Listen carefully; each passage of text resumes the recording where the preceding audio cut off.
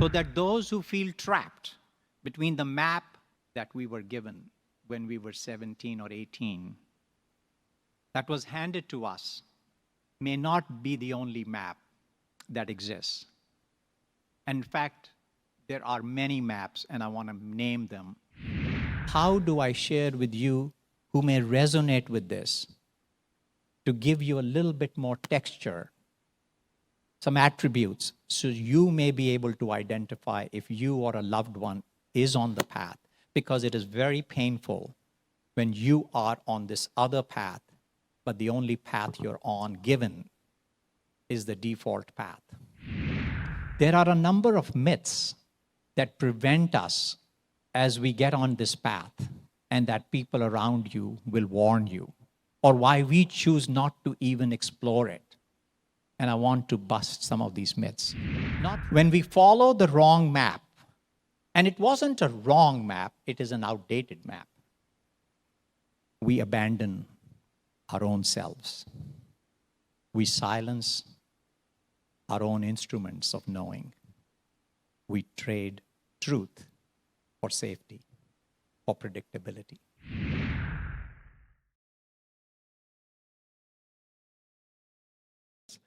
So we all know Dr. Keswani, also known as Nand Kumar Keshwani, who was the founding father, first professor, first dean, and then interim director of All India Institute of Medical Sciences since inception, 1956.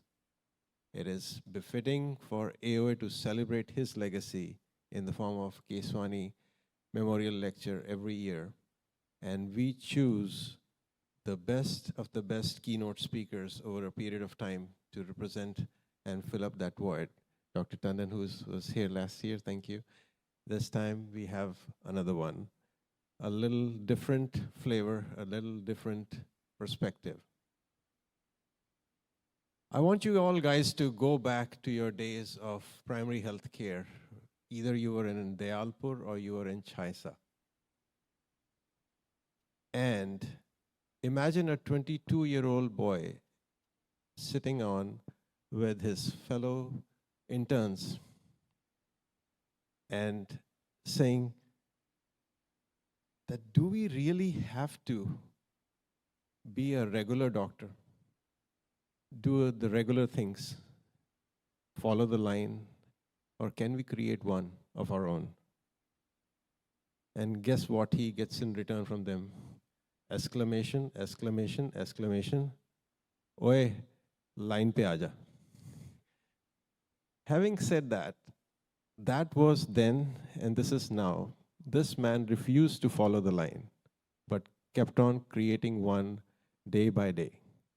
I don't want to take out too much from his lecture, which is going to be exactly how to make your own line and follow your own path, your own trajectory, and not just follow the already beaten one.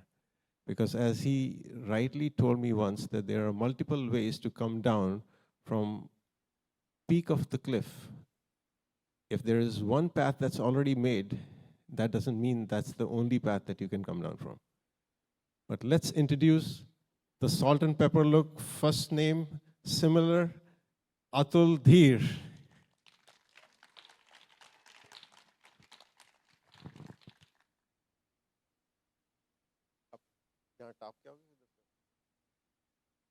I'm so glad to have him here. Wow, wow.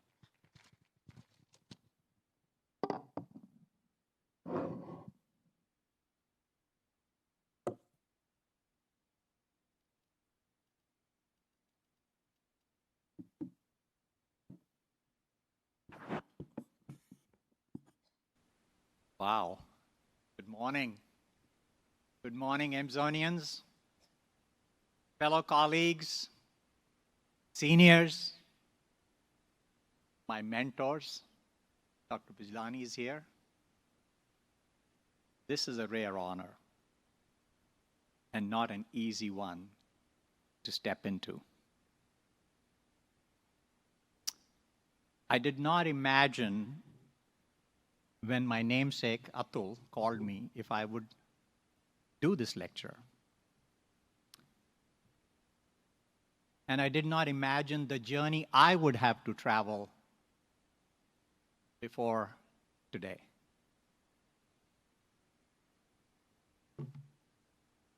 For years, I have wrestled with this question. I've been trying to make sense of my own wandering, fragmented, disconnected path. I have told my story to myself, let alone to others.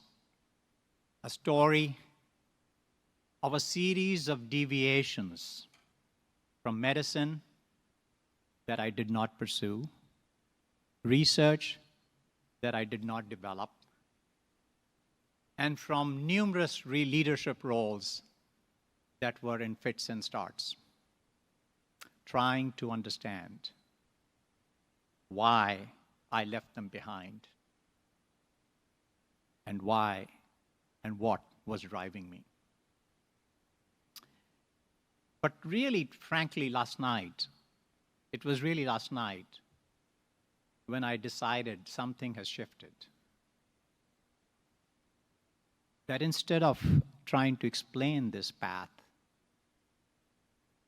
instead of trying to make sense of it, perhaps the path that I was on was not wandering, I was not lost, but was creating a new path. It's not because I failed to follow one, but what I found as I look back, there was and there still isn't a path for the kind of questions I was asking when I was in my early 20s. What were these questions, as Atul mentioned? So that's the journey I want to share with you. The questions that have motivated me over the last 40 plus years. The answers that I've sought. The destinations that I arrived and then I left.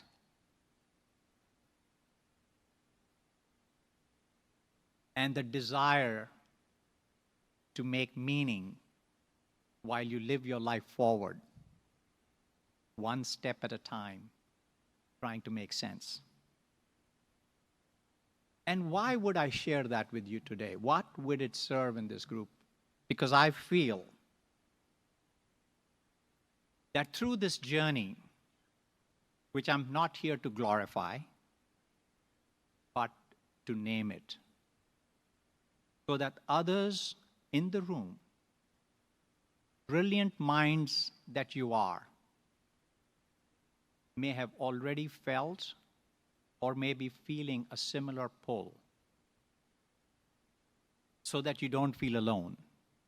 So that those who feel trapped between the map that we were given when we were 17 or 18, that was handed to us, may not be the only map that exists. In fact, there are many maps, and I want to name them, so that they can also say, I'm not lost, maybe I'm just forging a new trail. I'm navigating without the map that was handed to me. So first, I want to take the time to pay tribute to this man who has inspired many of us. I did not have the pleasure of working with him, but as I looked into his history, as I read more about him, I think he'll be smiling to hear what I'm about to share, because he too walked a path with no map. He was, in addition to being an iconic and a legendary anatomy professor, he was a freedom fighter. And what was interesting was he was interested in more than just the traditional clinical practice of medicine or teaching of medicine. He was interested and started in institute at the very beginning, the Museum of the history of medicine in ancient India. You have to think about what was going on in his mind to devote his time and effort to that. As they say, even though I didn't have the privilege to work with him or know him, but a sign of a good leader is not how many followers they have, but how many leaders they create. And I had the opportunity to work with the leaders he created. Dr. Bijlani, Dr. Gopinath were some of my mentors and teachers. So through them, I dedicate this keynote to him. As I've mentioned, what is the background and context for this talk? Over the last, switching mics here. Thank you. Can you hear me? Oh, okay, I definitely. There was a persistent question, as I've already shared with you. And what we don't realize at the tender age of 17, that when we joined this esteemed institution, and it was a slight dissonance I felt even on day one, sitting in lecture theater 1, when we were being introduced to this very amazing experience of the next 5 years of being medical students in this haloed institution. That when we joined AIIMS, for me it was 1979, we were not just given a body of knowledge, a body of practice. We were also given, without our conscious awareness, an identity and a role. We were to become doctors, and we were to practice medicine.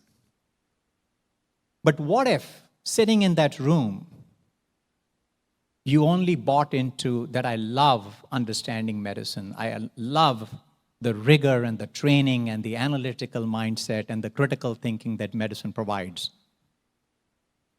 but you weren't sure if you were ready to do the identity foreclosure of choosing that role at the age of 17 for the rest of your life. That's what you would do, and that's the role you would play.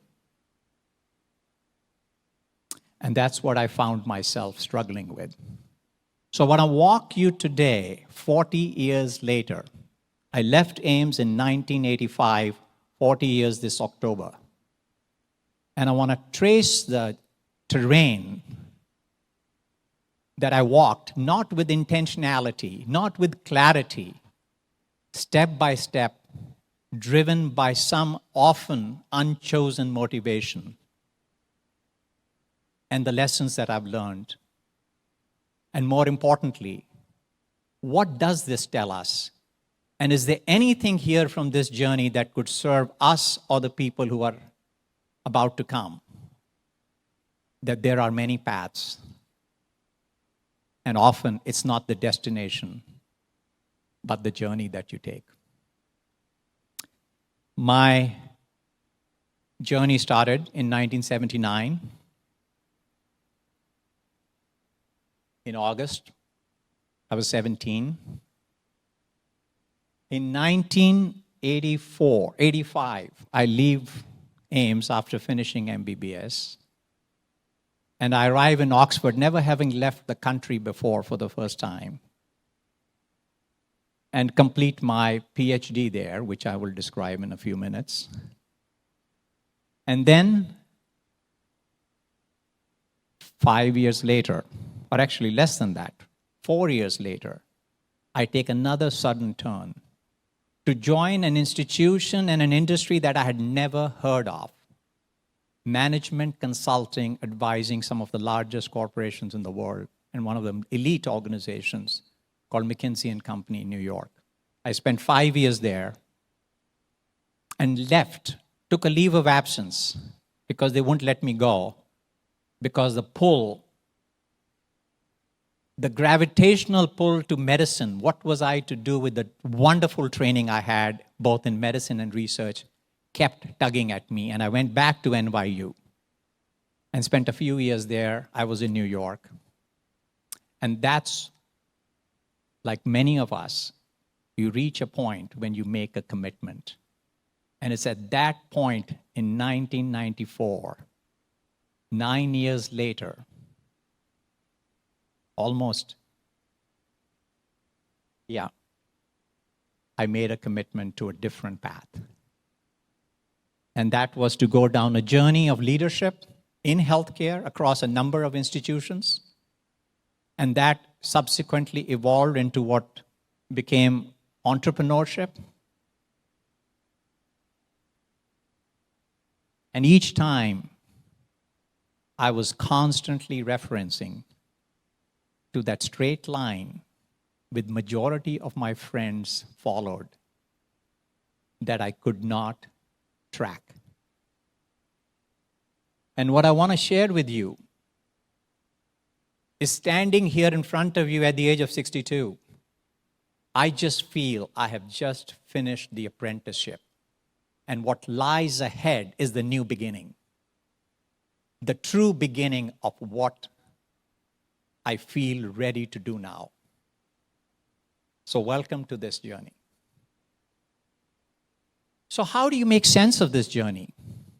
And there are lots of myths about this journey, and this is not a journey that I am the only one who has taken. For history, people before us has taken it, but it has not been named, and I certainly did not know it 40 years ago, and hence I want to name it and provide some level of understanding of it so that you could resonate with it, so that you can relate to it within yourself. This journey was a combination of two opposing forces. It was not a journey of clarity, of decision-making, of a clear vision and a destination. It was a journey often based on dissonance, of a strong sense of what I did not resonate with, what did not attract me, a journey of not this. But there was an equal but quieter, a pull, a gentle pull towards something more exciting, a possibility, a desire to explore. And it was those two forces that shaped this journey, this circuitous wandering terrain that I walked. And from that emerged a path, not always chosen, but revealed. So I'll take you back to 3 incidents that will bring into context what was driving me. 1984, I distinctly remember medicine OPD. I'm an intern. This is the beginning of my internship, where you are more scared than the patient who's entering your room if you know what you will do with it. And you open your door. It's a warm, hot, often, if you remember well, summer day in the afternoons with a fan running in the room. And it's a small room. And the door is locked because each time you open the door, there's a rush of patients coming in, and you can't prioritize that. And you open the door, and they're not just patients, it's families, children. Sometimes the entire village seems to have shown up, and they've traveled distances to come see you. And you would normally feel that would be a flattering experience. For me, it was a terrifying experience because I was sure I wasn't going to deliver the goods. That these patients had come long distances in the hope that they were going to meet this expert from All India Institute of Medical Sciences, and all ills will be healed. And there they were, meeting a fresh intern. But that made me wonder. It made me question. And I would leave that clinic asking the question, who decides? What is this random process by which a particular patient shows up in front of me? Unfortunately, it is still true. Who is designing this system? Why does it have to be this way?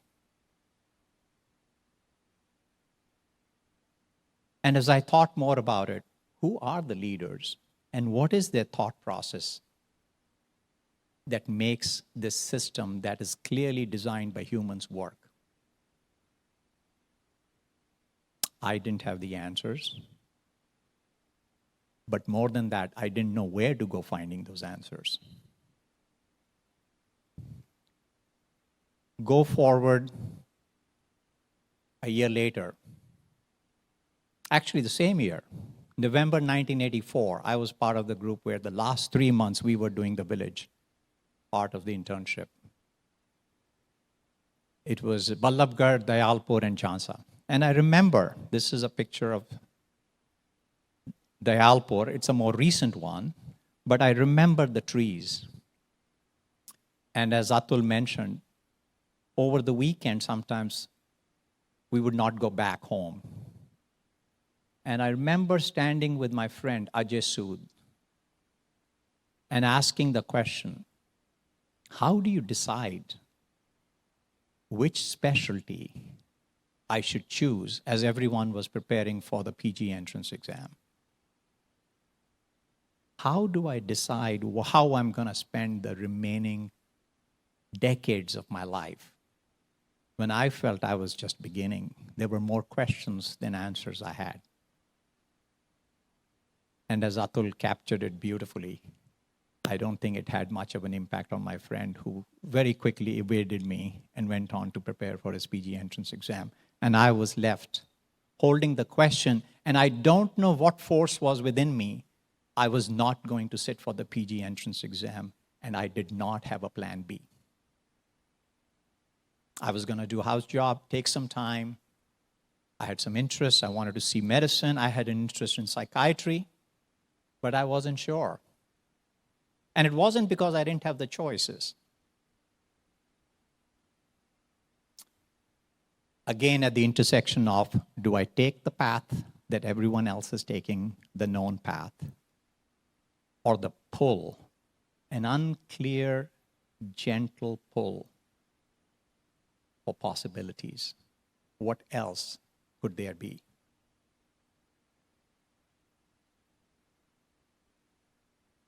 In 1984, I've been thinking about what was going on in my mind. What was driving me? It was a solitary process. I had not shared it with anyone because I didn't even have the clarity to share it. I had written for myself when people were preparing for their PG entrance exam. I wanted to make sense of this incredible amount of knowledge and information I had been exposed to over the 5 years. And as I was committing to the profession, I wanted to know, did it make sense to me? What is the fundamental assumptions of modern medicine? Is that the only way to understand health? Or is that the framework that has been handed to us? So I wrote for my own journal an article, The Modern Concept of Disease and Its Underlying Assumptions, going fundamentally to the question of what is life? How did we decide that the cell is the basis of life? How did we decide to name the diseases that we do? And I shared it with one of my mentors, Dr. Nandi, who thought it would be fit to publish as an opinion piece in a journal that clearly did not belong to, which was the Journal of Tropical Gastroenterology. But I show it to be able to reach out to those of you who are thinking about things that there isn't an audience for.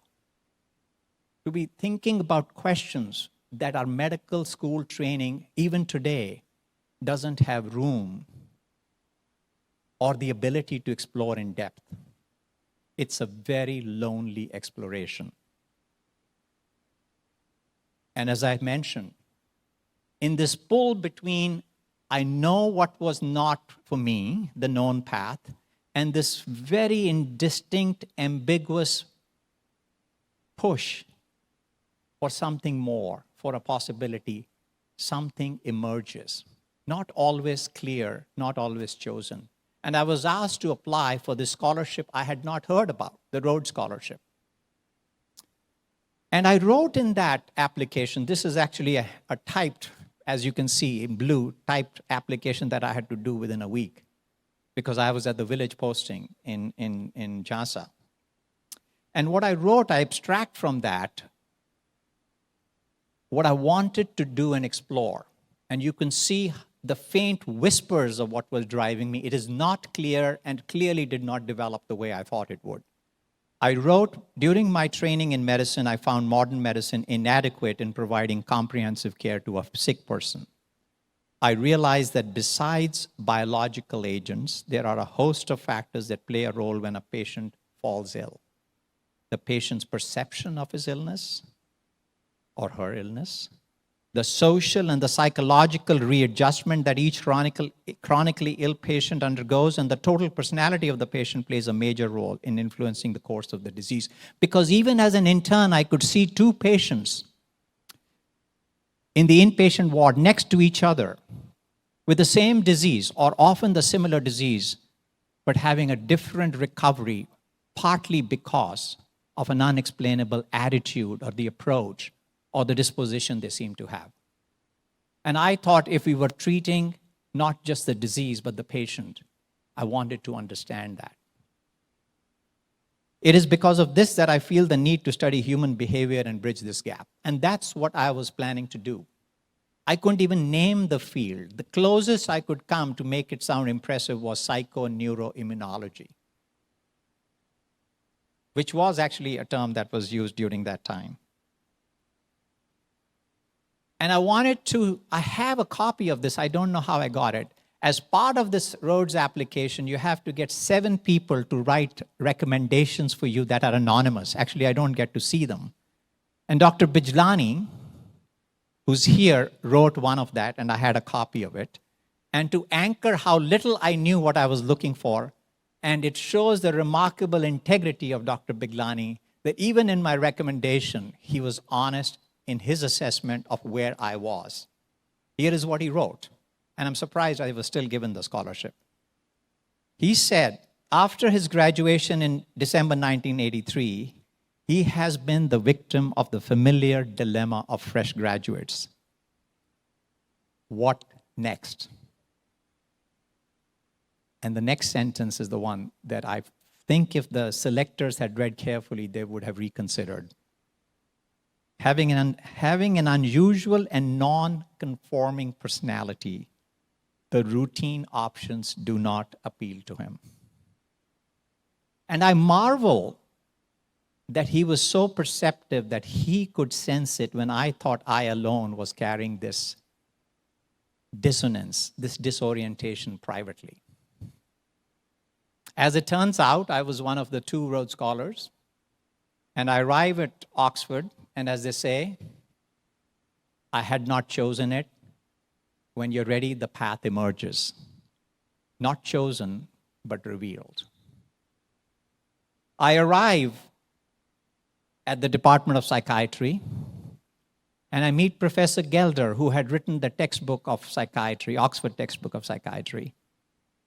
And because we didn't have internet, and frankly, very expensive telephone services, there was no communication between me and him until I arrived the first week of October in 1985, ready to start and embark on my adventurous journey of looking into mind, body, behavioral health. And this was his reaction, or at least my interpretation of my first meeting with him. He said something like, you either are a visionary or you don't know what you're talking about. I mark on the red, if you see, another dissonance sets in. The pull of the known, the default path is so strong that the moment you wander out, take a baby step, trying to pursue a dream, a semi-formed idea, it often is never seen. So guess what? I pivoted. Within a week, I decided if I was going to study something, then I was going to pick something that was deeply structural, that was foundational, and it was in the emerging field of molecular biology, and Molecular Medicine Institute had just been opened at Oxford. I ended up working in an area I had no idea I was going to do, had never done any bench research, and completed my PhD degree understanding the molecular basis of how a particular strain of Haemophilus type A, which has a very similar composition as type B, does not invade the blood-brain barrier, although we carry it amongst ourselves. And therefore, as we develop vaccines, what could we learn that would allow us to design and engineer a vaccine that would protect children, particularly children with HIV, meningitis, from any mutations that may occur from other forms of bacteria than just HIV. But this was not an area I was trying to pursue. This was not the quest was when I left India. The questions I was interested in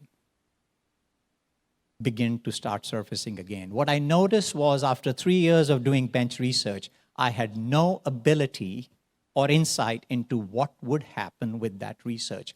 How would I impact? What I thought were candidates for new vaccines, I had created clones that could be used for creating new vaccines for a more polyvalent vaccine for Haemophilus influenza B. But that was not even being discussed in the lab or the academic institution I was in. It was only a question of how many papers could I get out of that. And again, the question came to me, how does this system work? How do you take something that's formative, potentially impactful research, and how do you get it to the bedside? And those questions were not being asked in the academic institutions, even at the highest level. They were in a different environment, and that's when I realized there are hidden and not so hidden forces that shape the delivery and the access to healthcare, and I wanted to understand it. And not just understand it, to hopefully shape it. And that's when, again, I did not know when, but a path emerges, not chosen, but revealed. I'd never heard of an organization called McKinsey & Company. I didn't even know what that profession meant. When they came to Oxford House in Oxford and they hosted a free cocktail and invited Rhodes Scholars to see if they would be interested in exploring a career with them, and I showed up because if you can remember, during those days, a good cocktail and free was always an invitation for joining that event. And that led to 4 years later, I was in New York as a management consultant with one of the most elite global consulting firms. And for the next 5 years, I was on a journey that I could not have anticipated. I was part of projects that started with the first project being advising the Nobel laureate, president of Rockefeller University, in terms of what should be the future strategy of Rockefeller University, given the changes in science and the future direction of science. 1989. I was involved in the clinical merger of two of the largest pharmaceutical companies in the world. I was also involved as a senior consultant in the turnaround of one of then the largest car factory in Calcutta, India, and you would know what I'm referring to. And I also led the study of how do we solve the problem of homelessness in Westchester County, which has the highest per capita income, or one of the highest per capita income in the country, but also used to then have the highest per capita homeless people in the country. And what I marveled at, how could one organization and how could the leaders in this field apply the same body of knowledge across such diverse challenges and issues to solve institutional problems at a global pharmaceutical company and a local problem at the local homelessness. And I was interested in learning that. I wanted to see how people made that decision. What were the thought process, the decision making, and more importantly, the mindset of people who run these institutions that shape us, that affect our life every day. So there,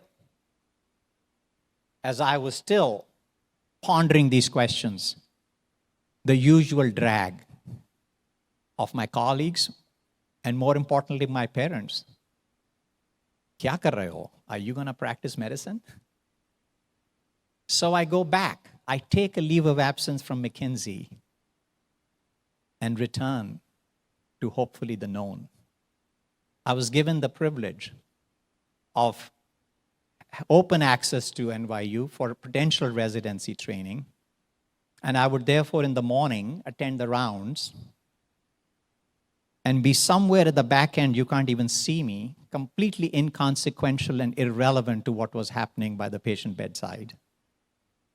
And yet the agreement was the dean and the CEO of NYU Hospital wanted in the afternoon to help them think through how do we create an integrated delivery system. And I was helping NYU, Columbia, North Shore Hospital figuring out how they could join each other and create an integrated delivery system. This was 1994. And the contrast could not be more stark.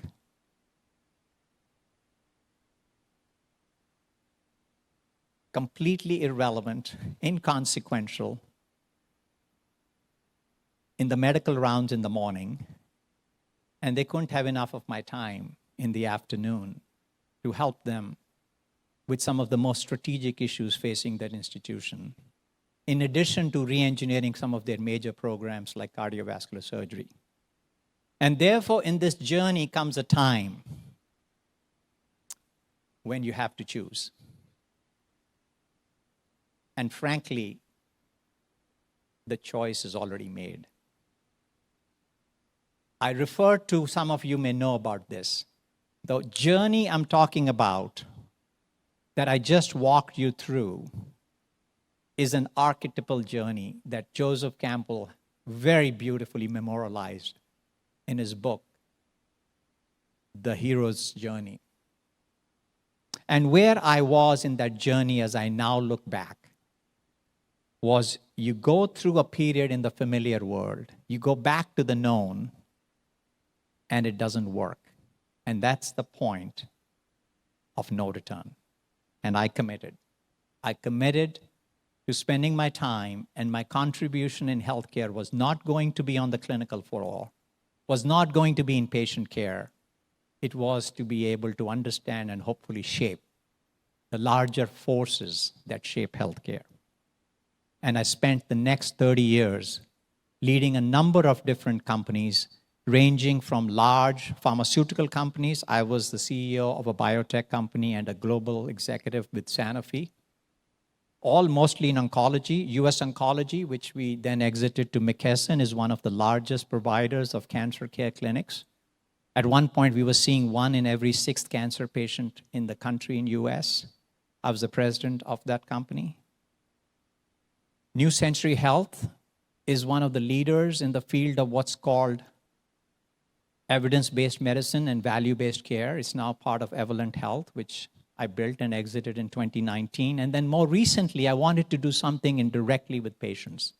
How do we use the technology of digital health to bring the power and exchange of information who are suffering from the same illness and share information with each other? Often they know more, or their caregivers know more than their family does.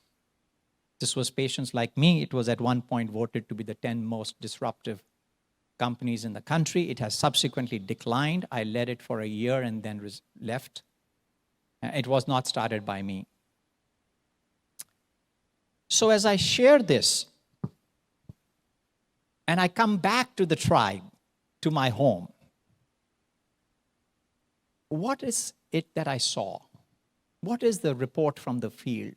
And what is it that the people at the highest level of healthcare decision-making do, know, or act that I wish we as physicians were exposed to? And I firmly believe in the world we are going towards, we need to be exposed to this.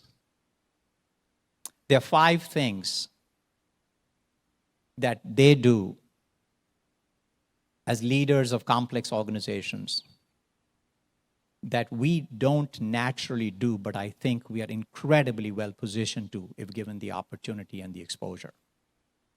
The first, as doctors, we are trained as individual experts. The entire focus is on what we can do and how we add value to a situation, a patient, an institution, or a department. But true value at a social level is not by being an expert, by not being a soloist, but a conductor. It's the orchestrators who know how to orchestrate the ensemble and not the violinist or the pianist. And that's a whole different mindset and skill. These are people who know how to leverage their time, their individual talent, and their own knowledge base and skill. Their value is not just resident in them, but they leverage time, capital, technology, and more importantly, trust. A whole different way of thinking. They're system thinkers, they're architects. They're working on the healthcare system in which we are actually in the system. And they're focused on value in a way I thought even physicians, the best physicians, do not think. How do we create value? Because it's only in creating value do you get the reward of capturing value. They spent relentless time in how to solve problems that even people themselves still don't know. Think of Steve Jobs. He was creating stuff that people could not even tell him that they needed. And more importantly, and personally for me, something I still work on, they're masters of relational intelligence. It's not the question of what you do, but how do you enroll, engage, align, inspire someone who knows that thing better and will do it better than you ever will. A completely different way of thinking. But these are just the actions of a leader. You can see it, but it's not easy to develop. And so I was interested in what is the mindset? What is the being? How does this leader think when they wake up in the morning and when they go to bed at night? What happens in between? What is their thought process? How do they relate to themselves and to others and to reality? And there are many things that people have written about. I found these 4 to be the most interesting. And we don't have the time to go through it, but extreme ownership and agency. If it is to be, it is up to me. Not victims of circumstances. An intense focus and attention, because that's what you pay attention to, you can influence. And I thought I worshipped the altar of scientific, rational, analytical thinking. But now I realize the limitations of that. At the highest level, analysis and data does not exist because that reality has not been formed yet. To learn to be guided by intuition, to see patterns before they actually get formed, is what distinguishes great leaders. And finally, I don't think it is risk. It is the uncertainty, which is existential, that how they relate to uncertainty and holding that tension of continuing to focus on and shape something that doesn't yet exist is a learned skill, but it distinguishes ones that are going to create versus those who are going to collapse under that tension and go with the known. And hence, they are not the creators. So as I look back, as Kierkegaard said, this is easy for me to say and put some meaning to it. But he says it beautifully. He's a Danish philosopher. You live your life forwards, but it only makes sense and understood when you look at it backwards. How are we doing on time? I don't have a sense of. Okay, doing good. So now I want to spend a few minutes having shared with you this other path, the path that was not named, that a path that I wish I was given because I was not the first one walking it. How do I share with you who may resonate with this to give you a little bit more texture, some attributes, so you may be able to identify if you or a loved one is on the path, because it is very painful when you are on this other path, but the only path you're on given is the default path. And I have experienced each one of these, and even now experience that. The sense of feeling lost. The sense in that Sunday morning in Dayalpur, when you're trying to explore an idea that nobody even seems to understand, let alone listen to. A sense of self-doubt, sometimes shame, and certainly a very private burden you carry, a sense of unbelonging. And I believe at different stages of our life that perhaps is a contributing factor to what we now refer to as burnout, where the path you're on has ended and you don't know the next path to take. And the only way you look at this path is from the reference point of the straight line that you did not follow, the default line. I call it the red line. So how do you discover this other path? Because this is the insight I want to share. Underneath that winding, wandering path, there is a straight line. Much like if you follow a slope of a ski slope, there is a very straight gravity line that runs. And so you have to look deeper. Beneath that wandering path lies an unspoken, unseen, and I would like to venture unchosen, because it chooses you, questions that you did not choose, but they chose you.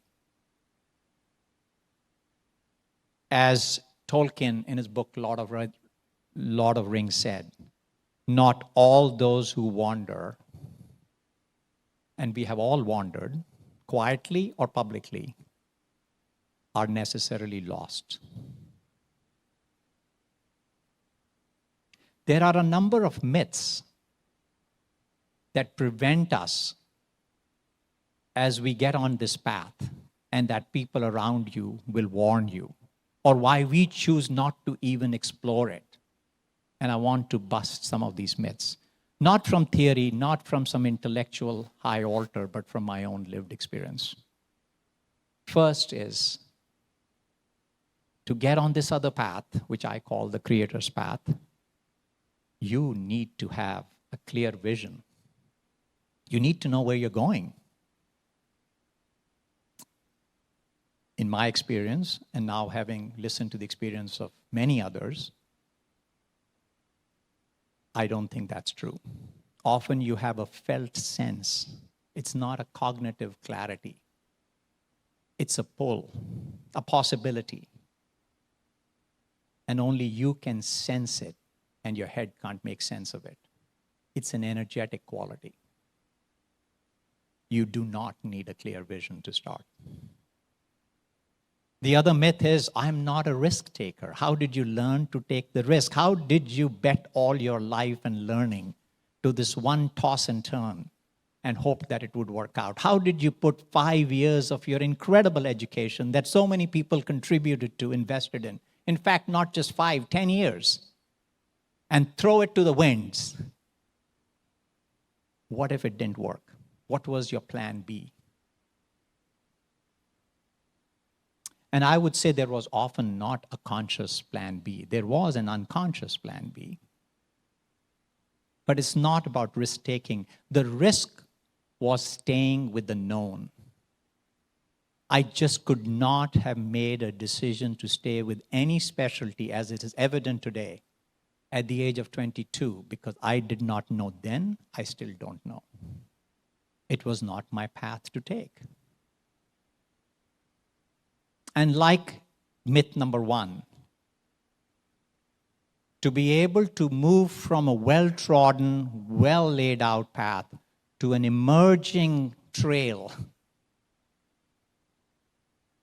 people want to know what your destination is. What are you trying to do? Where do you want to be 10 years from now?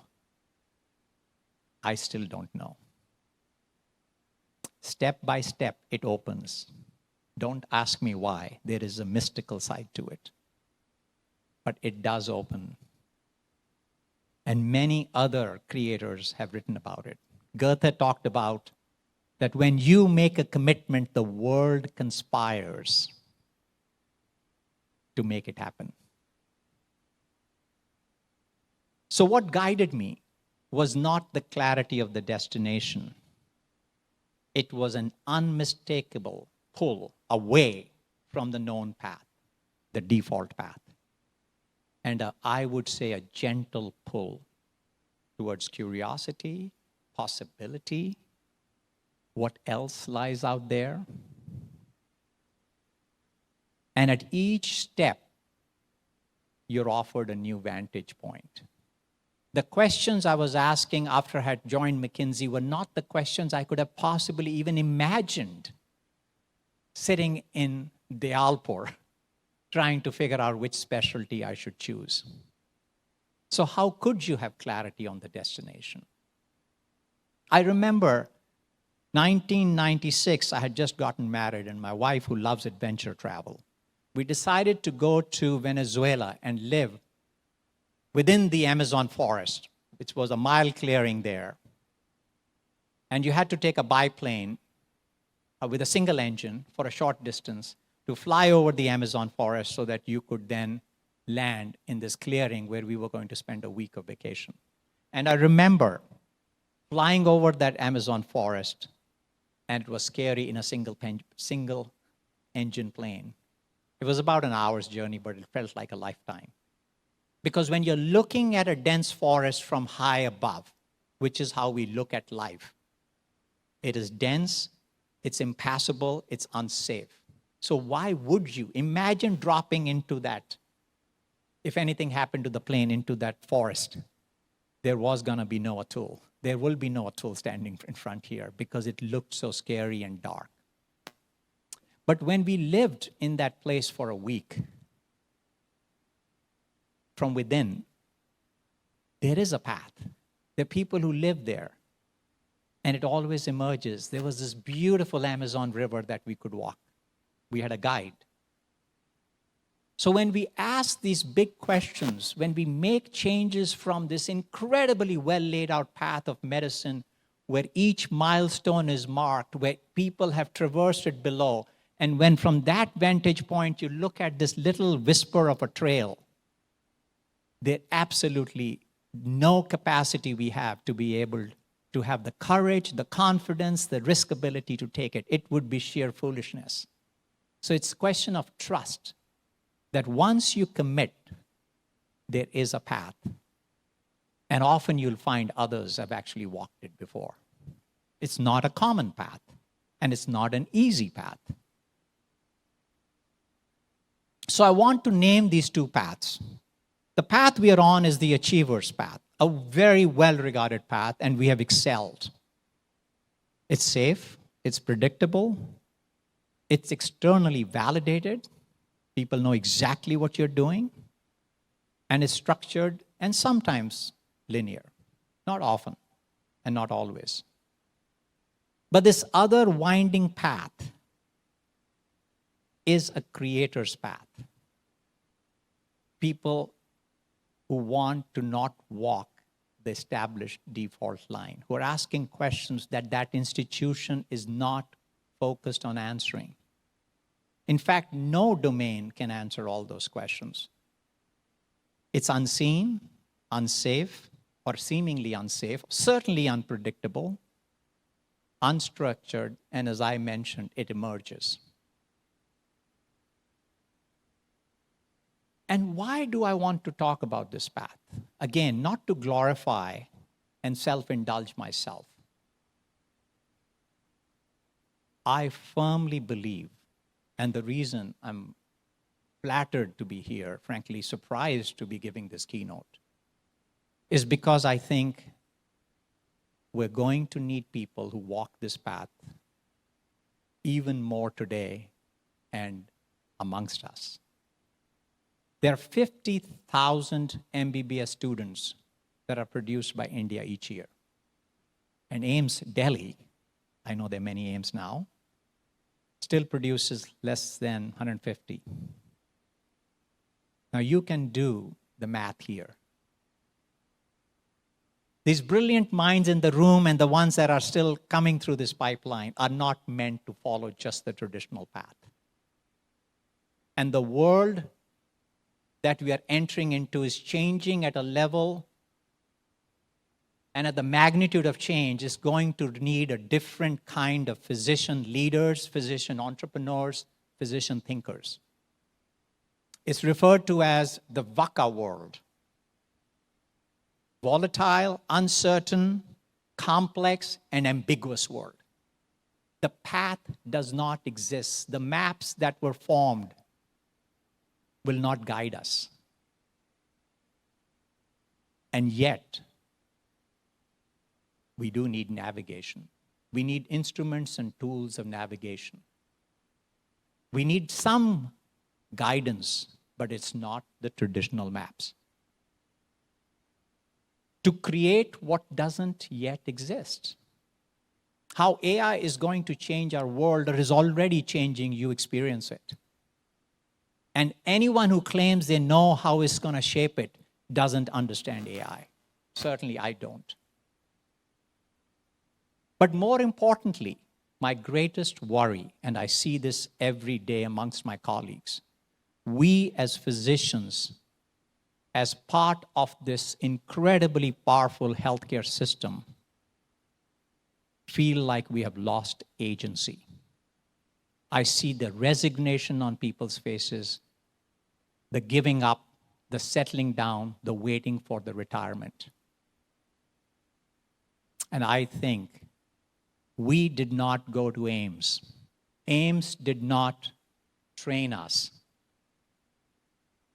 to settle, to give in. We are needed even more today to not necessarily leave the medical path as I did, but to be able to bring these skills and mindsets and tools into the very fields in which you are leading on a daily basis, whether it's on the clinic floor or as a head of the department or a head of an institution or beyond. It might be a little self-indulgent and self-congratulatory in this group. We were not here and trained to follow. When we first met, and I remember the lecture theater one, day one of my first day at AIIMS, we were told we were creme de la creme. We were being trained to lead. And many of you have. When we follow the wrong map, and it wasn't a wrong map, it is an outdated map, we abandon our own selves. We silence our own instruments of knowing. We trade truth for safety, for predictability.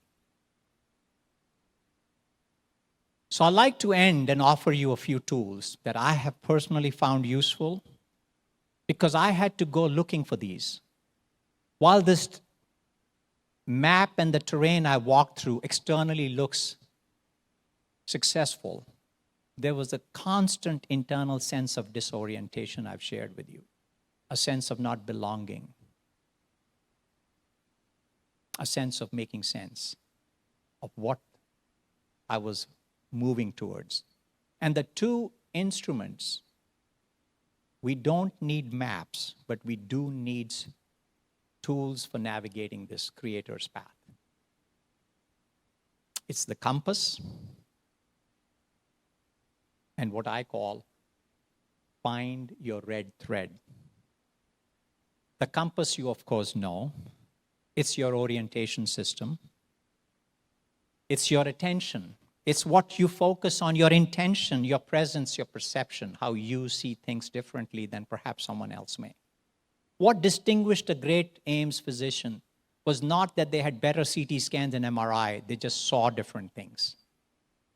It's the pattern seeking, it's the attention, it's the interpretation.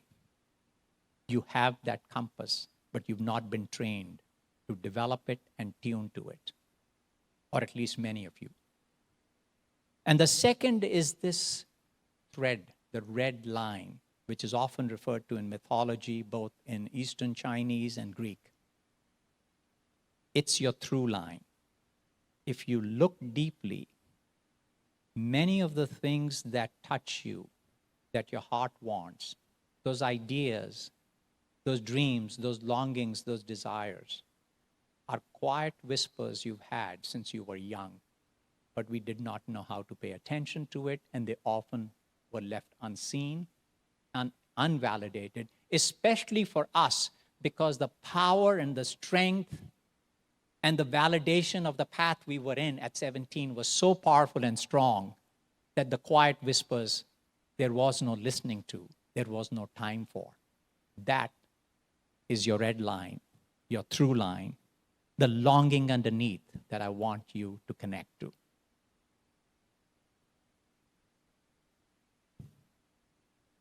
So here's the symbolism of the red thread. And if you've noticed, there is a red bracelet that should be with each of you. And you were wondering what it was for.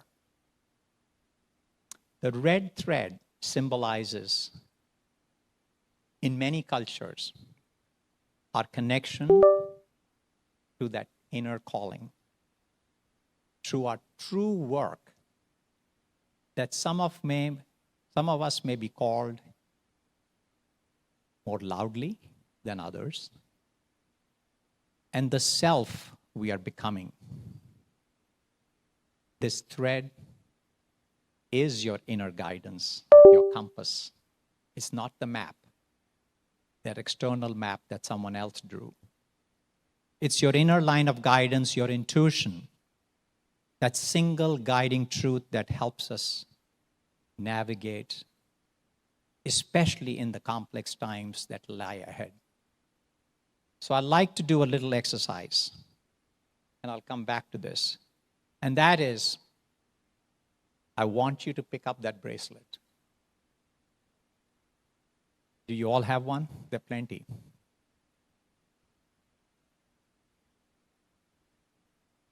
You all are, as usual, Anita, you're ahead of us.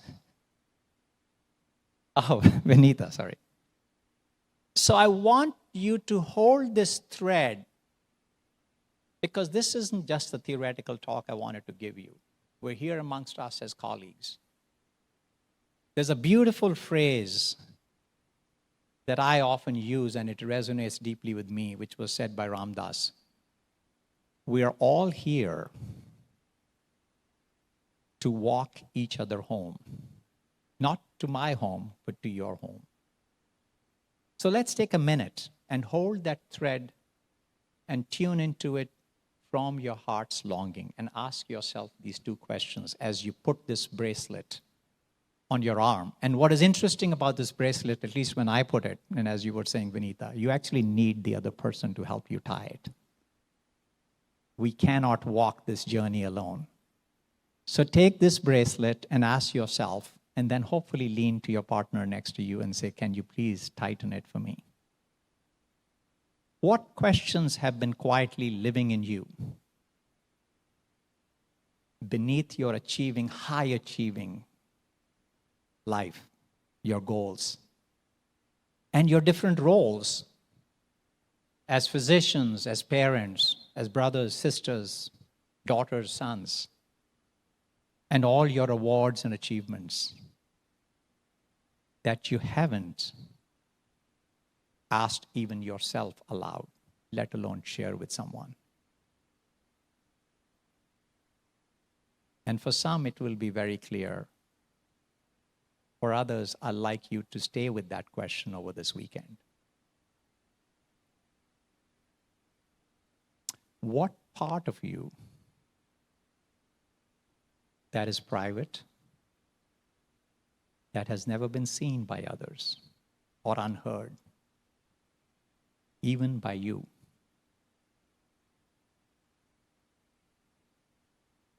that, my friends, might give you a hint of your red line.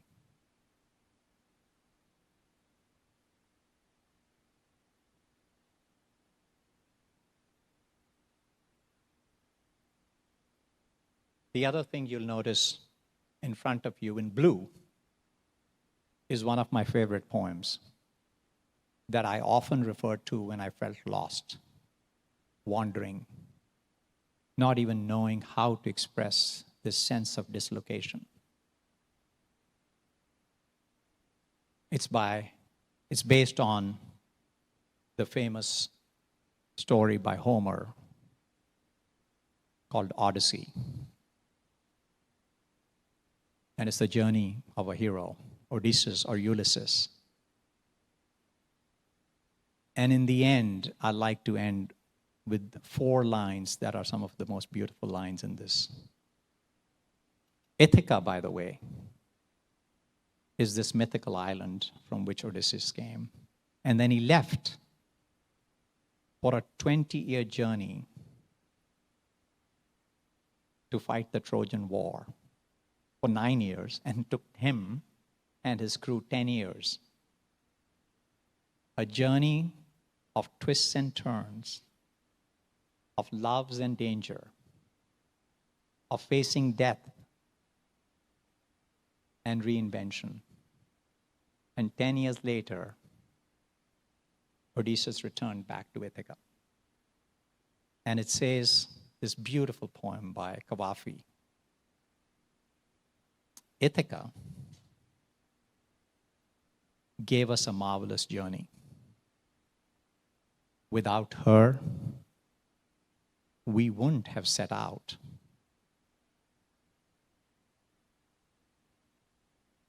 And as I was reflecting on this talk, I woke up one morning and the voice within me said, my Ithaca was AIIMS. And to that fine institution that binds us together, I'd like to say, AIIMS, you gave me a marvelous journey. And all of you in this room. Without you, I wouldn't have set out. For that, I'm deeply grateful. Thank you.